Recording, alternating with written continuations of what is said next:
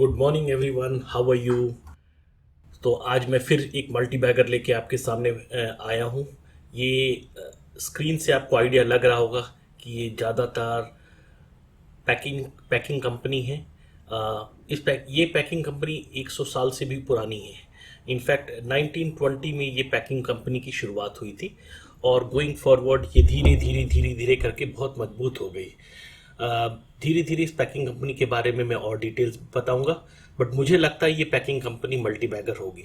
ये packing company Paxil Paxil नाम का प्रोडक्ट होता है, उसको बनाती है। अगर आप देखोगे तो पैक्सिल क्या होता है, पैक्सिल बेसिकली जिसमें तेल वगैरह पैक किए जाते हैं टिन के डब्बों में, ये टिन के डब्बे बनाने का काम करती है। इसको पैक्सिल बोला जाता है। अगर आपने देखा होगा तो हाल ही में प्लास्टिक बंद हो गया है, तो जैसे ही जैसे प्लास्टिक बंद हुआ है उसका डायरेक्ट फायदा इन टिन कंपनीज को मिलेगा। हिंदुस्तान में कुछ ही टिन कंपनीज काम करती हैं, उनमें से ये एक है। मैं आपको आगे बताऊंगा कि ये टिन कंपनी मुझे क्यों अच्छी लगती है और मुझे क्यों लगता है कि ये टिन कंपनी आगे जाके बहुत अच्छा काम करेगी। तो चलते हैं नेक्स्ट स्लाइड पे, देखें कि ये टिन कंपनी हमें और क्या क्या प्रोवाइड करती है इंफॉर्मेशन।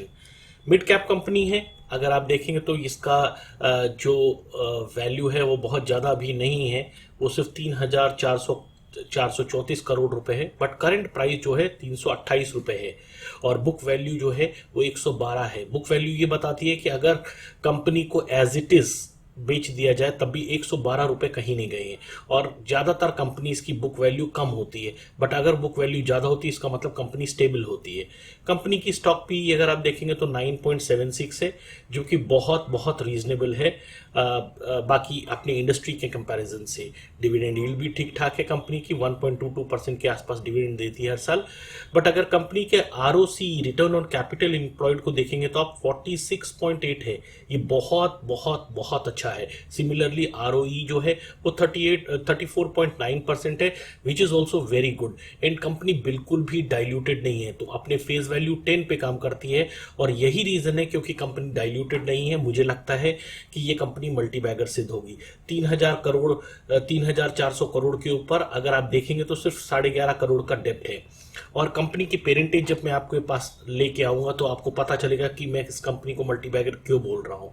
इसके अलावा डेट टू इक्विटी जो है वो 0.01% है। क्वार्टरली सेल्स अगर आप देखेंगे तो कंपनी 62.5% क्वार्टरली सेल्स करती है, तो जो कि बहुत अच्छा है। और क्वार्टरली वेरिएबल प्रॉफिट अगर आप देखेंगे तो 104% है। इसका मतलब कंपनी बहुत ज़्यादा प्रॉफिट करती है क्वार्टर ऑन क्वार्टर बेसिस पे। एंटरप्राइज वैल्यू जो है 2,983 करोड़ के आसपास है और प्रमोटर ने अपने स्टेक को बिल्कुल भी डाइल्यूट नहीं किया है।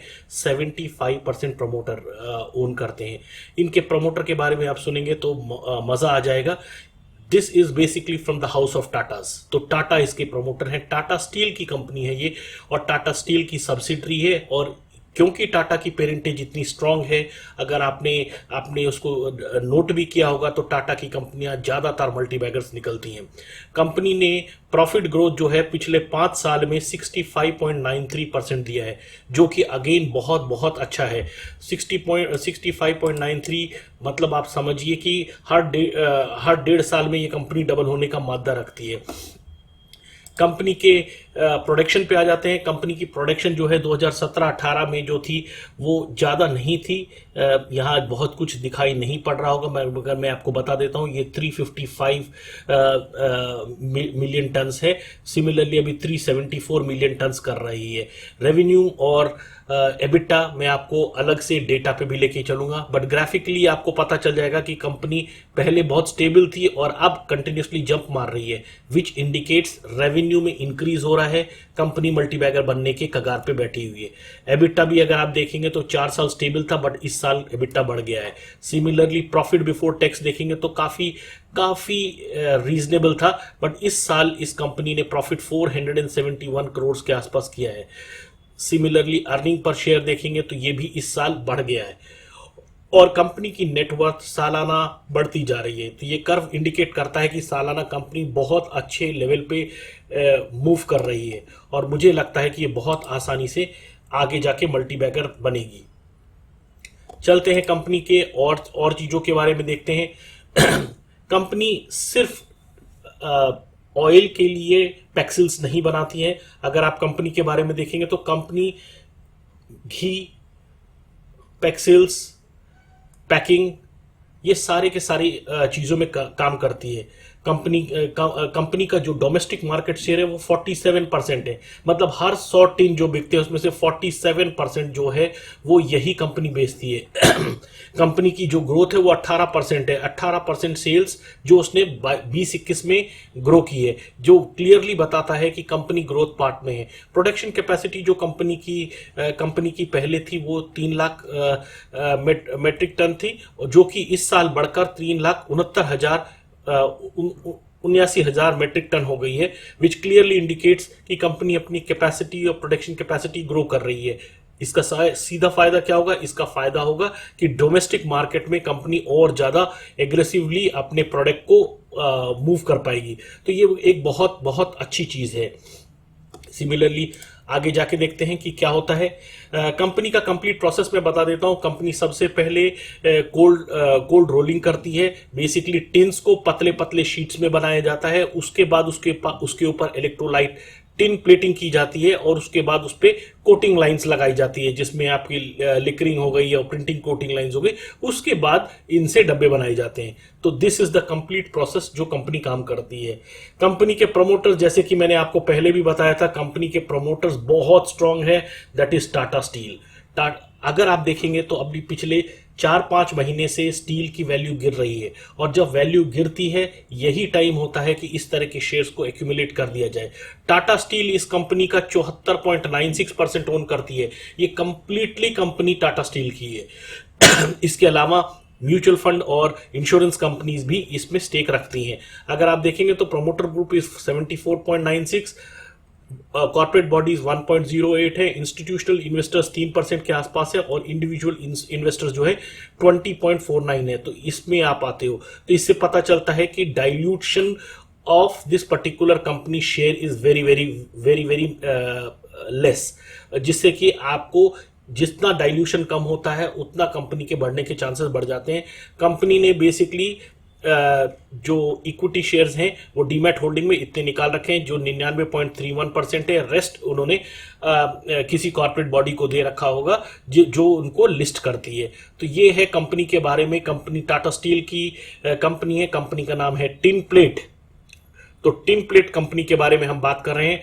सिर्फ इस तरह की 2 कंपनियां हैं जो इंडिया में काम करती हैं, जो लिस्टेड स्पेस में हैं। उनमें से एक है टाटा टिन प्लेट और दूसरी है हिंदुस्तान टिन्स। बट मुझे लगता है कि टिन प्लेट ज़्यादा बेहतर है as compare to Hindustan tins.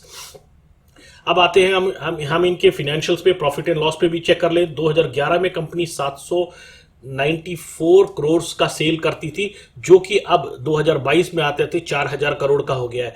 अगर आप देखेंगे तो कंपनी बीच में थोड़ा सा स्लो हो गई थी, और उसके बाद फिर ये एग्रेसिवली मार्च 2017 के बाद कंपनी लगातार ऊपर की तरफ चल रही है। तो इसका मतलब सेल्स काफ़ी अच्छा है। ऑपरेटिंग प्रॉफिट की हम बात कर लेते हैं। ऑपरेटिंग प्रॉफिट पहले 2011 में 84 करोड़ था, जो कि अब बढ़कर 501 करोड़ हो गया है। और अगर आप पिछले 4 साल से देखेंगे तो 133, 151, 171 तो लगातार ग्रो कर रही है, और इस बार तो इसने कई एक्स ग्रो किया है। इसके साथ साथ अगर आप देखेंगे तो नेट प्रॉफिट पे भी अगर आ जाते हैं हम, तो 92 करोड़ था 2019 में। उसके बाद 104 करोड़, धीरे धीरे कंपनी ऊपर आने लगी। 2021 में 132 करोड़ था, और 2005 में तो गजब ही कर दिया, 471 करोड़ का प्रॉफिट इस कंपनी ने किया है। कंपनी का अगर आप CAGR भी देखेंगे तो CAGR पिछले 3 साल में 40% के आसपास, और पिछले 1 साल में 32% का रिटर्न ये कंपनी देती है। तो इससे ये आपको पता चल जाएगा कि CAGR पर्सपेक्टिव से भी कंपनी बहुत सॉलिड है, और 30-40% रिटर्न आप कहीं भी आसानी से इस कंपनी में एक्सपेक्ट कर सकते हैं। कंपनी की रेटिंग इकरा के थ्रू जो है वो ए स्टेबल दे दी गई है। अगर आप यहाँ देखेंगे तो ये ए स्टेबल है, और पिछले 3 साल की अगर आप रेटिंग देखेंगे तो ए स्टेबल थी, 2019 में स्टेबल थी, 2020 में स्टेबल थी, और 2021 में स्टेबल थी। स्टेबल वेरी क्लियरली इंडिकेट्स की companies into the right hands, providing right facilities, there is no corporate governance issue, as well as the parentage of Tata Steel. What else you want in a multi-bagger? So ये multi-bagger होने के साथ साथ इसकी parentage इतनी strong है कि ये कंपनी गिर नहीं सकती। और यही है टिन प्लेट के बारे में जो आपको बताना चाहता था। इस शेयर को आपको खरीदना है। खरीदने किस किस रेट पे खरीदना है, let's come to the charts also. तो चार्ट बेसिकली आपको इंडिकेट करते हैं कि कंपनी क्या कर रही है, कैसी है और कब हमें इसको खरीदना चाहिए।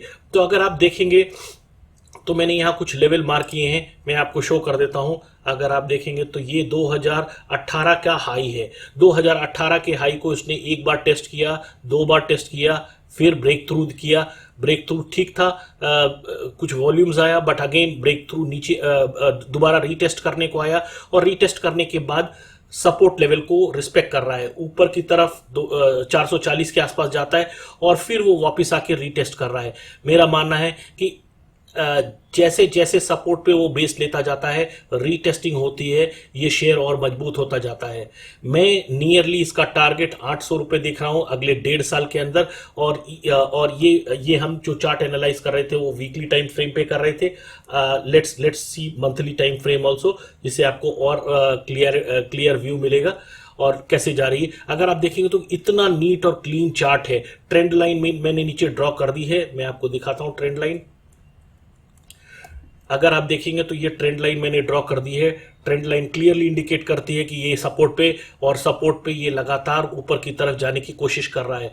पहला जो रेसिस्टेंस जो मुझे नजर आ रहा है, मैं आप उसको मार्क कर देता हूं, ये है पहला रेसिस्टेंस। तो 420 तक जाने की प्रोबेबिलिटी बहुत स्ट्रांग है, बट मैं 420 के लिए नहीं खेलूंगा। मेरे को लगता है कि अगर इस कंपनी को बस रख भी दिया जाए तब भी ये मल्टीबैगर बन जाएगी। तो चार्ट्स इंडिकेट करते हैं, बहुत पॉजिटिव कंफर्मेशन है। और मैं चाहता हूं कि आप लोग इस पे अपना स्टडी करें, अपने फाइनेंशियल एडवाइजर से बात करें, और 300 के आसपास इस कंपनी को आपको खरीदना है। 300 के आसपास आपको इसका बेस प्राइस रखना है, 800 रुपए के लिए खेलना है। 800 रुपये पे दोबारा हम रिव्यू करेंगे। सो अगर आपको ये वीडियो पसंद आया तो प्लीज़ लाइक और सब्सक्राइब कीजिएगा, और मुझे मोटिवेट करिए कि मैं इस तरह के और मल्टीबैगर्स आपके सामने ला सकूं। This is only for educational purpose and for training, कि आपको पता हो कि मल्टीबैगर्स कैसे फाइंड किए जाते हैं। This is not any kind of recommendation. Thank you so much. Have a nice day. Bye bye.